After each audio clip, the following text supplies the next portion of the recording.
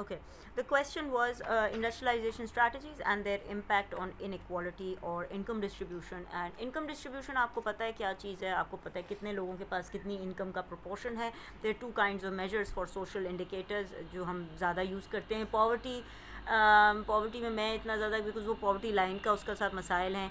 Inequality is very interesting because inequality tells you that even if you have a high per capita income you could still have groups and pockets of population that are not really contribute, not really sort of able to get any benefit from that high per capita income. Therefore there is something called Gini coefficient, Lorenz curve, which we use to measure inequality in an economy. Which strategy of industrialization gives rise to more inequality? What do you think? Here I am going to introduce to you a trade theory which came after Ricardo, and it was based on, it's called the Heckscher-Ohlin theory of trade, and which basically introduced a third variable or third factor of production or third resource.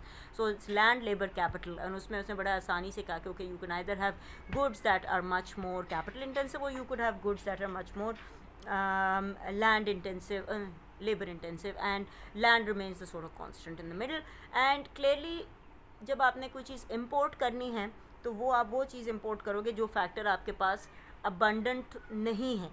वो वाली good you will import that good which uses that factor which you do not have an abundance of, which uses that factor intensively. Intensively का मतलब है as a proportion. ठीक है? Does it make sense, guys? All of this is in the book, so I'm just trying to be that voice of reason right now. That's why I'm not kind of reading out definitions, but I think you understand. Conversely, what will you export? You will export, a country will export that good which uses intensively that resource which it has an abundance of. So if you are a land intensive country, you will export land intensive products. If you're a land abundant country, then you will export land intensive goods. If you are a labor intensive country, then you will clearly not labor intensive country, labor abundant country, then you will have you will export, you will be in a very natural favorable position to be able to export labor labor intensive goods. Vice versa, you will import capital intensive goods because clearly that is the factor that you do not have an abundance of. ठीक है? जब हम इस तरह से सोचते हैं तो हमें क्लियरली नज़र आता है कि ISI तो वो वाली चीज़ें बनाने का सोच रहा है जो हम लोग पहले इंपोर्ट करते थे. तो देयरफॉर वो कौन सी चीज़ें थी जो हम पहले इंपोर्ट करते थे, जो हमारे पास जिसकी रिसोर्स कम थी. अच्छा, मैं ये नहीं कह रही कि वो रिसोर्स ज़ीरो थी, हम कह रहे हैं कि वो रिसोर्स कम थी. So clearly in a country like Pakistan or India, if you've decided that you want to implement successful ISI even at the primary level, you are going to end up benefiting which factor of production the most? It's going to be the capital owners and the landowners of the total proportion. I wish I had you guys for an international economics class because I'm able to exactly show to you what proportion goes to the landowners, what proportion goes to the capital owners, and what proportion goes to the labor owners. And in that case what you'll see is in a typical ISI strategy, the capital owners will win, and clearly capital was not your abundant resource. Therefore majority of the population is not getting a bigger chunk of the slice of the pie. ठीक है? A bigger chunk of the pie or bigger slice of the pie. ठीक है? समझ आई बात?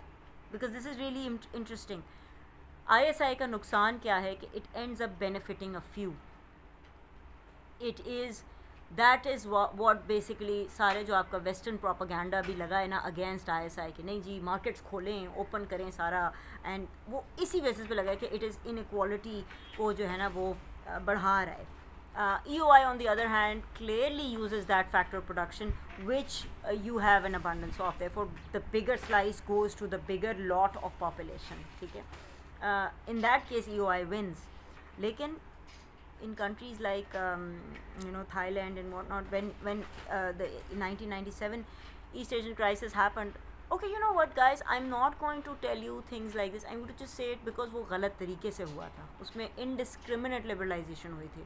ठीक है? This will make sense to you after you've done the reading on it.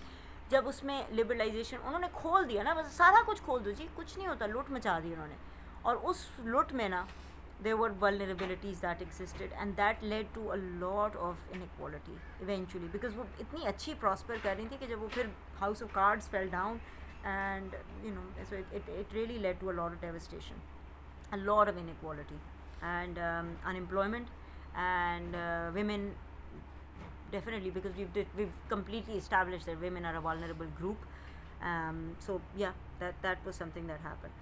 अच्छा जी, climate exist for ISI और EOI, culture exist for ISI और मैं उसी से लिंक करूँगी इसको कि जो आपके एंटरप्रेन्योर्स हैं, अगर वो उस चीज़ को definitely for ISI you need to have much more of a, you know, I think it has to be something of a capitalistic industrialized type of culture that exists. EOI, you cannot afford to be on your high horse, you have to be gracious, you have to be humble, you have to be willing to go and attend all kinds of expos, and you have to be, you know, with your shining face forward, you have to be Malaysia truly Asia, you have to be, you know, hey, you know, we're all here to welcome you, and you know, amazing Pakistan and amazing, because you're not closed, you are open and you want to trade in the good that you can trade in, whatever that might be, जो भी आपका comparative advantage है, तो आपने अपना best foot forward करना है, तो आप एक सड़ियल फेस बना के नहीं खड़े हो सकते in the international political economy arena. All right, this translates into all your other actions, all your dealings, all your sort of, you know, what treaties are you going to sign. So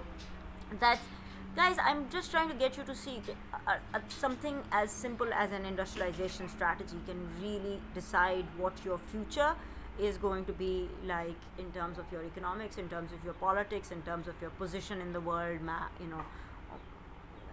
world arena of politics. Okay? So it is not insignificant. Why continue to follow ISI even though it has failures? Because it's safe, because it allows for certain industries to grow without the cup of having to worry about international pressures. It's like me deciding that my child is not going to leave the house till he's 3 years of age, and therefore I'm going to, but clearly उसमें बहुत बड़े नुकसान भी है. My child will not interact with other economies, my child will not know how to, unless I am so sensible, unless I'm India or I'm China, that I've decided that no, these are the exposures that I will get. उसका आगे हो जाओ थोड़ा सा, ठीक है. तो इसलिए ये this is the reason, and another reason is just political motivation. You know, we're not going to open up these economies because हमें कितना फ़ायदा हो रहा है. And मैंने आपको अभी इससे पहले ही बताया कि clearly there's a certain segment of society that benefits from ISI, and that is what the anti-ISI camp really focuses on also. Okay. Urban rural migration, is it a good? अच्छा हाँ, ये तुम लोगों में से एक ने सवाल पूछा था about the characteristics of a developing economy and how, if you are more EOI looking or ISI looking, will there be more urban rural migration taking place? Isn't urban rural migration a good sign? I think I might dedicate a small lecture to urban rural migration. It's not as simple as that. Okay, so let's leave it at that. International trade and growth. Okay, you all know how I feel about international trade. I'm pro-trade. I do believe it allows for more possibilities in terms of consumption possibility frontier, exceeds your production possibility frontier. However, a few cautions before we move forward. Are you only trading or exporting primary products, you know, and then therefore because of that, how much of the value addition process are you a part of? What are terms of trade? How dependent are you on your imports? Because as soon as, you know, that dependence increases up to a point, and this is what is interesting, I'm going to now step into, dare I step into post-COVID times, या during COVID times right now. इस वक्त हमारी definitely हमने ये realise किया है कि जितनी डिपेंडेंस आपकी कम होगी on things that you need for subsistence from abroad. So clearly I think the closest you are to food source, Amartya Sen said that the closest you are to food source, the less likely you're going to be in terms of, you know, vulnerability, because that's what you need at the end of the day. खाना ही चाहिए ना हमें survive करने के लिए. So I think उसमें आप अपना थोड़ा सा अपनी country के, you know, I don't know, I'm not an expert to, but I think it might not be a bad idea to be somebody who was not trading a lot before all of this happened, right? What do you think? Does that make me a pessimist? But think about it. Okay, I'm pausing there, then coming back.